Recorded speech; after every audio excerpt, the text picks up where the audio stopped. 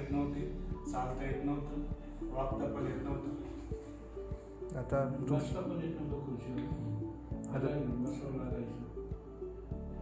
तुमचं ऑपरेशन, कुठलं ऑपरेशन झालं तुमचं? आणि आता त्याच्यानंतर तुम्हाला काय काय करता येतंय? मला आता इथं मांडी घालून बसता येते, चालून दाखवा बरं. गाडी पण चालवत नाही, गाडी चालते. बिगर ऑपरेशन एकदम व्यवस्थित चालतो.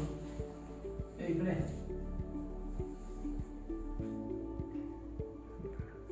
असं चालते. पूर्वी चालताना असं एक एक पाय बसून पूर्ण असं चालायचं जास्त.